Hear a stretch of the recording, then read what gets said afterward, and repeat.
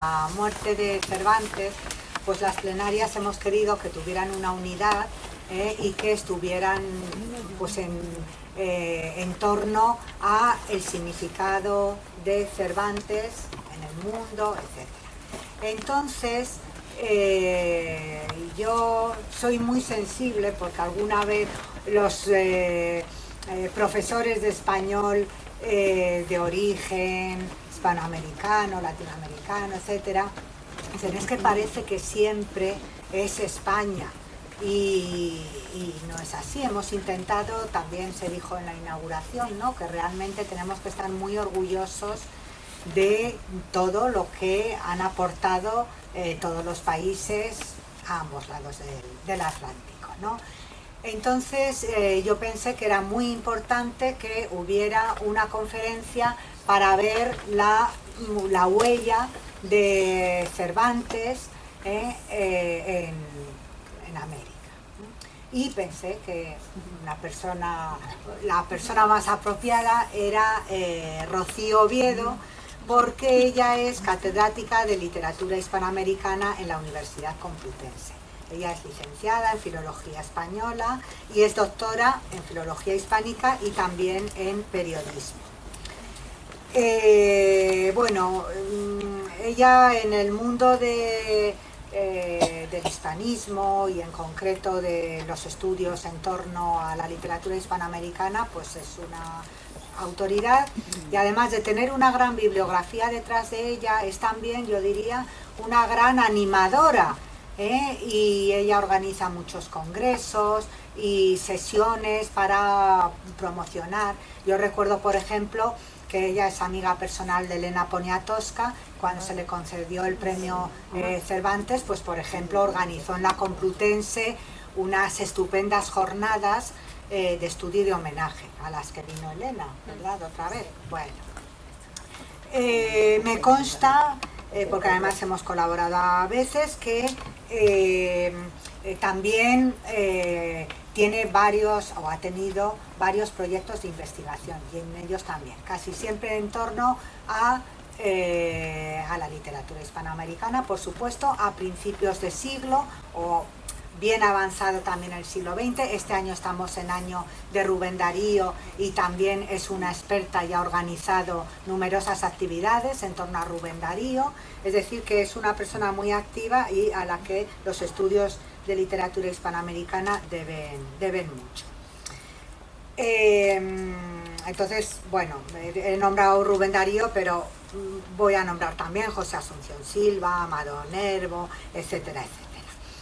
He de decir que también es poeta, y bueno, pues yo creo que también hay que decirlo en la presentación.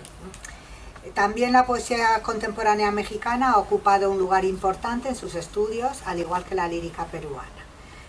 Y actuales, ya bien entrado el siglo XX, pues ha dedicado estudios a Julio Cortázar, a Gabriel García Márquez, Mario Vargas Llosa, José Emilio Pacheco, Elena Poniatowska, etc. Entonces, bueno, como ya reza el título de la conferencia y como yo le pedí, lo cual por lo tanto lo agradezco especialmente, pues nos va a hablar de Cervantes en América.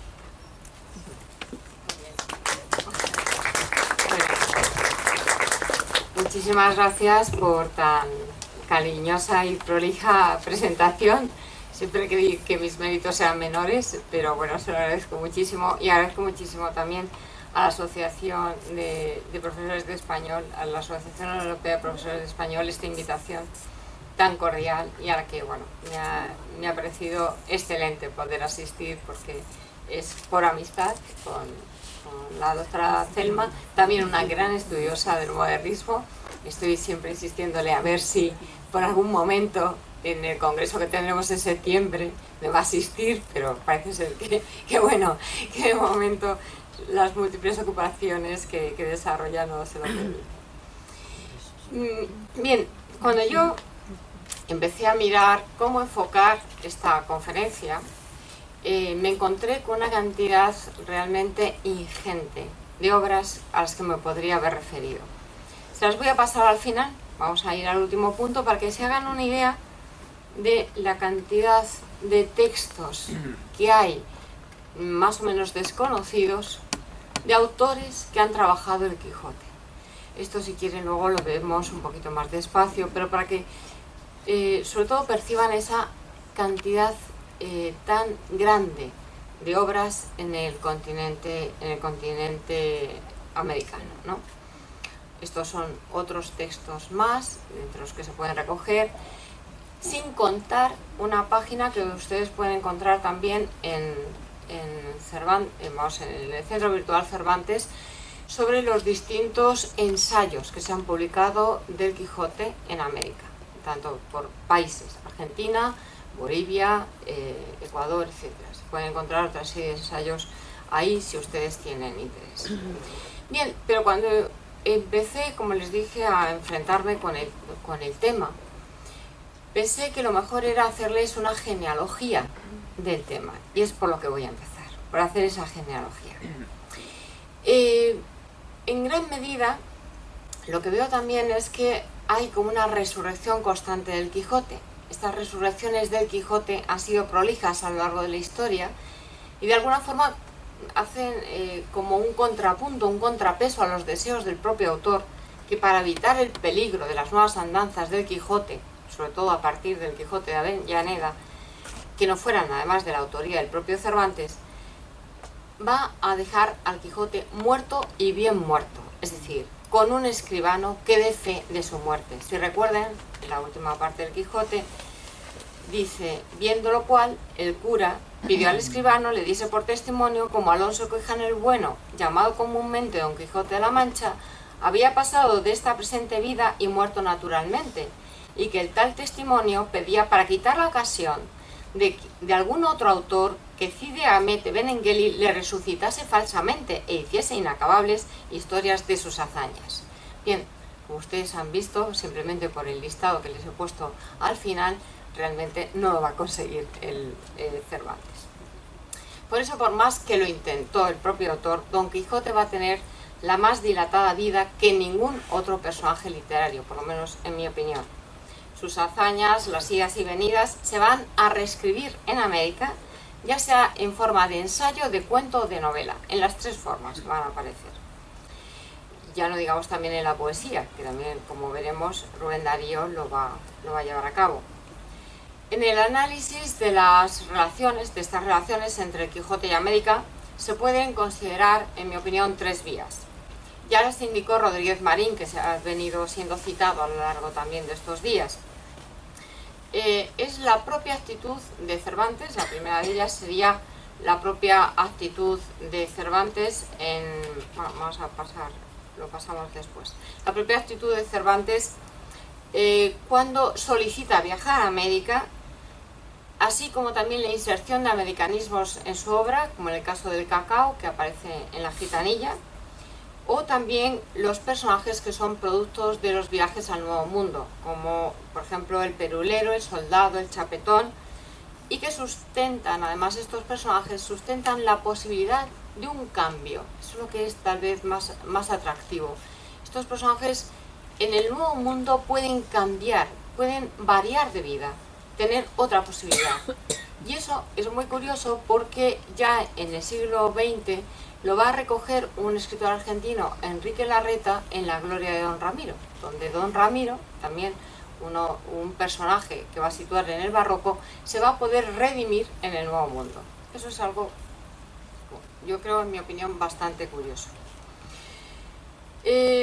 La segunda perspectiva que podemos contemplar dentro de estas variantes es también la presencia de la obra cervantina en América. Estos dos puntos es en los que voy a centrar el principio de la exposición.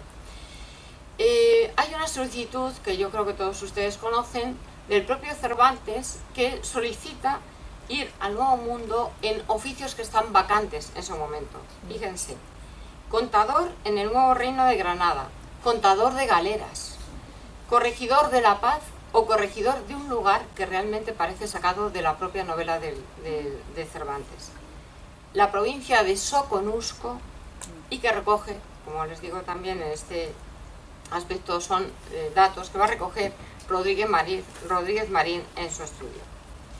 Dice el texto: Miguel de Cervantes Saavedra dice que ha servido a vuestra majestad muchos años en las jornadas de mar y tierra que se han ofrecido de 22 años a esta parte, particularmente en la batalla naval, donde le dieron muchas heridas, de las cuales perdió una mano de un arcabuzazo.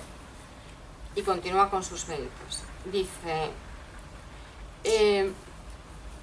y fueron llevados a Argel, él y su hermano, donde gastaron el patrimonio que tenían en rescatarse y toda la hacienda de sus padres y las dotes de 2 hermanas doncellas.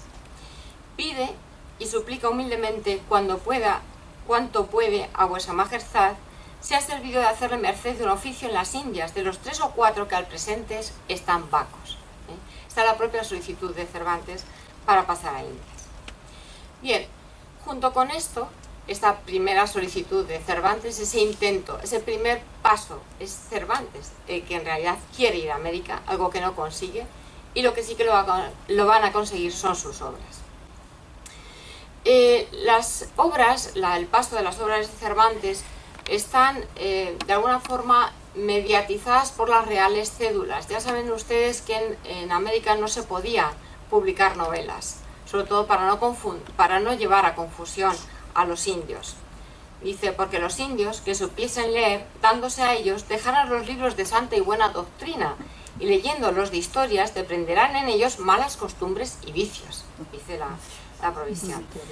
Las provisiones se van a continuar después en septiembre de 1500, el 18 de enero de 1585 de nuevo, y van a instruir incluso a los arzobispos y a los obispos de los puertos para que ordenaran a los provisores que se hallen presentes en la vista de naos que viesen si llevaban libros escondidos. Hasta ahí el colmo, ¿no?, de la persecución de las novelas.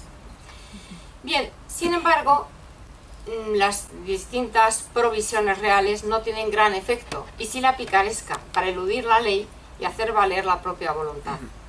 En el archivo de Indias consta que en el galeón Espíritu Santo se enviaron en 1605 a México, a Clemente de Valdés, vía de San Juan Ulúa, 262 ejemplares de un libro impreso en Madrid por Juan de la Cuesta de un tal Miguel de Cervantes. Podría ser Quijote o podría ser otras obras, pero probablemente es el Quijote.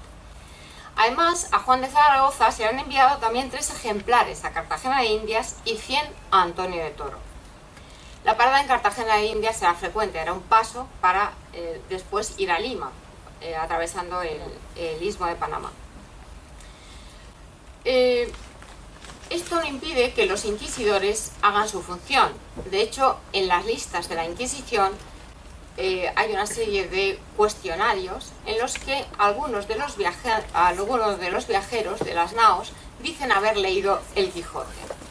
Así, por ejemplo, Juan Ruiz Gallardo reconoce haber leído a bordo del galeón Nuestra Señora de los Remedios el Quijote, y algún otro, como Alonso López de Arce, indica que lleva con él mismo un ejemplar también del Quijote. Según Irving Leonard, que es uno de los, para mí fue un verdadero descubrimiento en mis tiempos de estudiante, con una obra ya muy antigua, es del año 50, no sé si del 54 o 55, se llaman Los libros del Conquistador, y es ahí donde en realidad estoy extrayendo estos datos. En marzo de 1605, un libro de Alcalá de Henares recogió un envío de su padre para Miguel Méndez en el Virreinato del Perú, y en el tramo entre Portobelo y Panamá la lluvia cala toda la carga y fue necesario deshacer el empaquetado, de lo cual dentro de él había 40 copias del Quijote. Eso sí que consta que ya son del Quijote, de las cuales se pierde una, pero las otras 39 pasan. Bien, hay otro autor al que luego me referiré, que es Ricardo Palma, que también en sus tradiciones peruanas va a recoger este paso del Quijote. Pero como luego lo veremos, pues ahora mismo no voy a hablar de él. Bien, ¿qué es lo que interesa del Quijote? ¿Por qué tanto interés por el Quijote en el Nuevo Mundo? En mi opinión, el Nuevo Mundo se muestra con